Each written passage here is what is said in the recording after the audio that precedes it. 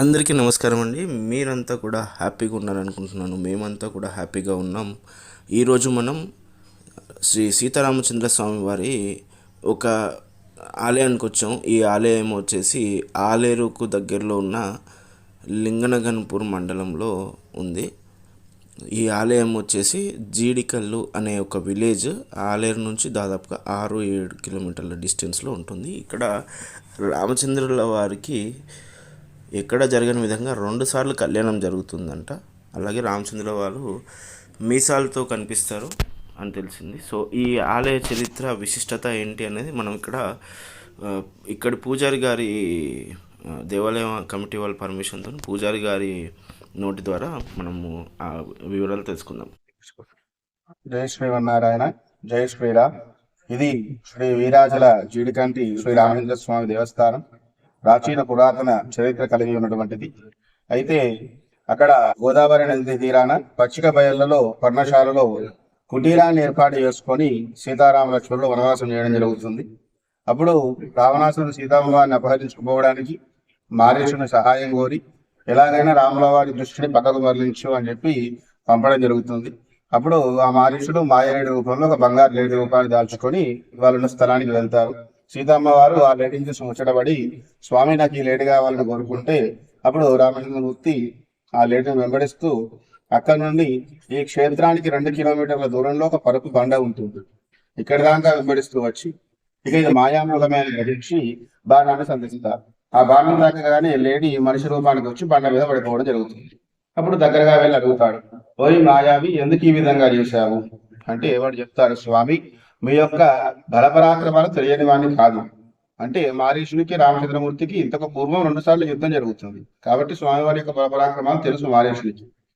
మీ యొక్క బలపరాక్రమాలు తెలియని వాడిని కాదు, కాకపోతే నన్ను రావణాసురుడు ఈ విధంగా చేయమన్నాడు, లేదంటే నన్ను సంహరిస్తానన్నాడు, అందుకే చేశాను స్వామి. అట్లాంటి రాక్షసుడి చేతుల్లో హతున్నయ్యే కంటే మీలాంటి ఉత్తముల చేతుల్లో హతున్నైతే నాకు మోక్షం కలుగుతుంది కదా, అందుకు ఈ విధంగా చేశాను స్వామి. అయితే నేను చిత్రరథుడు అనే గంధర్వుంది, గంధర్వ వంశానికి చెందినటువంటి వాడిని. పూర్వం కౌశికముని శాపం వలన మారీచునిగా రాక్షస జన్మ వచ్చింది. ఇప్పుడు మీ యొక్క బాణం తాకగానే ఆ బాణ స్పర్శ నాకు శాప విమోచనమై మళ్ళీ నా గంధర్వ రూపం నాకు వచ్చింది స్వామి అని చెప్తాడు. కాకపోతే నేను చేసినటువంటి ఈ తప్పిదానికి అమ్మవారిని మిమ్మల్ని దూరం చేయడానికి మధ్యవర్తిత్వం వహించాను కాబట్టి నాకు ఈ పాపం ఉనికే పోదు.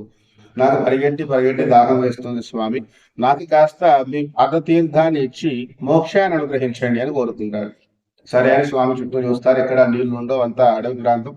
ఇక ఆ బండ మీదనే, ఆ పరుపు బండ మీదనే మూకరిల్లి కుడికాల బండ మీదతో నొక్కుతాడు బండను. అది ఒక గుంటగా ఏర్పడుతుంది. అందులో వచ్చి పాతాళ గంగ వచ్చి స్వామివారి పాదాన్ని తాకుతుంది. ఆ తీర్థాన్ని వాడికి ఇస్తాడు, మోక్షాన్ని అనుగ్రహిస్తాడు. ఇక వాడు కోరుకుంటాడు, స్వామి ఇక్కడ నాకు శాప విమోచనమైనందున ఇది లేడి పండగ సర్వనామం చెందాలి. అదేవిధంగా నా దాహం తీరి నాకు మోక్షం కలిగినందున ఈ గుంటలోంచి ఎల్లవెరలా తీర్థం వస్తూ ఆ తీర్థాన్ని భక్తులు స్వీకరించి వాళ్ళు కూడా మోక్షానికి పోయేట్టుగా అనుగ్రహించండి అని కోరుకుంటాడు. సరే అని స్వామివారు అనుగ్రహిస్తారు. ఇక వాడు హా సీత హా లక్ష్మణ అని చెప్పి మోక్షానికి వెళ్ళిపోతుంది. ఇప్పటికీ దాన్ని లేడి బండాన్ని పిలుచుకుంటా ఆ బండ మీద స్వామివారి యొక్క పాదాలు, లేడీ యొక్క డెక్కల గుర్తులు, వారి పుట్టినటువంటి బాణం ఆకృతి, అదేవిధంగా వారు చేసినటువంటి గుంట, బొటనవేలి గుంట ఇప్పటికీ అక్కడ నిక్షిప్తమై ఉన్నాయి. మనకు ఎంత ఎండలో కానివ్వండి, ఒక 40-50 డిగ్రీల ఎండలో కానివ్వండి, ఆ బండ మీదకి పోయి ఆ స్వామివారు చేసినప్పుడు బొటనవేలి గుంటలో చేయబెట్టి తుడిచినా గాని, పొడిబట్టతో తుడిచినా గాని నీళ్ళు వస్తాయి అందులోంచి.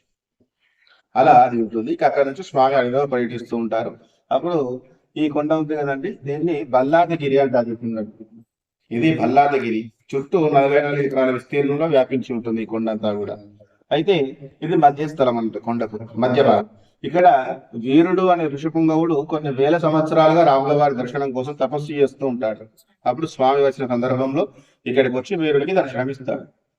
ఇచ్చి నీ కోరిక ఏమిటంటే, స్వామి నాకు ఎట్లాంటి కోరికలు లేవు, మీ యొక్క దర్శనమే చాలు తండ్రి, నన్ను కొండగా మలిచి నా శిరభాగాన కూర్చొని నాకు మీ యొక్క భారాన్ని మూసే భాగ్యాన్ని కల్పించండి, భక్తులకు మీ దర్శన భాగ్యాన్ని ప్రసాదించండి అని కోరుకుంటాను.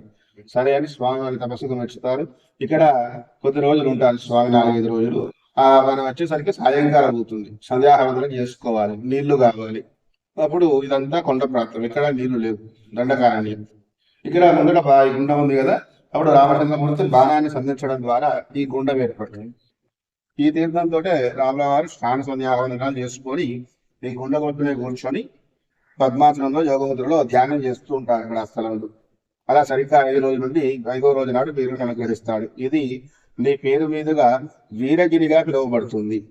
ఈ క్షేత్రం కూడా వీరాచల రామచంద్ర స్వామి క్షేత్రంగా విరాజిల్లుతుంది అని చెప్పి అదే పద్మాసనంలో యోగముద్రలో స్వామి ఇక్కడ విక్షిప్తం అయిపోతారు స్వయంభూగా. అదేవిధంగా ప్రపంచంలో ఎక్కడ అయ్యే విధంగా స్వామివారికి మీసాలతో దర్శనమిస్తాడు ఇక్కడ మనకు. అదేమిటంటే వారు వచ్చిన సమయం దీక్షా సమయం, వనవాస దీక్షలో ఉన్నప్పుడు వస్తారు. దీక్షకు కొన్ని నియమాలు ఉంటాయి కదా, క్షౌరకర్మలు చేసుకోవు. దానికి ప్రతీకగా స్వామివారి మీసాలతో మనకు క్షత్రియ రూపంలో దర్శనమిస్తారు. ఆ తర్వాత స్వామివారికి ఎడమ వైపున సీతామ్మవారిని, స్వామివారికి కుడి వైపున లక్ష్మణ స్వామిని, ఈ ఇద్దరిని కూడా అప్పటి ఋషిపుంగవులు త్రేతాయుగంలోనే అక్షామూర్తులుగా ప్రతిష్టాపన చేసి దాన్ని ప్రామాణికంగా తీసుకొని బ్రహ్మోత్సవ ఇత్యాది కార్యక్రమాలు నిర్వహిస్తూ వస్తున్నారు. అదేవిధంగా దీన్ని రామకుండం అంటాము. ఈ తీర్థాన్ని రామతీర్థం అంటాం. ఇందులో నీళ్లు తగ్గవు, పెరగవు, వాసన రావు, పాకులు పట్టు. 40 అడుగుల లోతు ఉంటుంది. ఈ గుండం ఈ రూమ్ అంతా వ్యాపించి ఉంటుంది. 40 అడుగుల లోతు ఉంటుంది. నీళ్లు తగ్గవు, పెరగవు, వాసన రావు, పాకులు పట్టడం జరుగుతుంది. అలా ఈ క్షేత్రం విరాజిల్లింది. ఇక ప్రపంచంలో ఎక్కడా లేని విధంగా ఇక్కడ స్వామివారికి 2 మార్లు కళ్యాణం జరుగుతుంది. అసలు ఎక్కడా జరగదు కూడా. ఎక్కడైనా ఒక శ్రీరామనవమికి మాత్రమే జరుగుతుంది. అయితే ఇక్కడ మన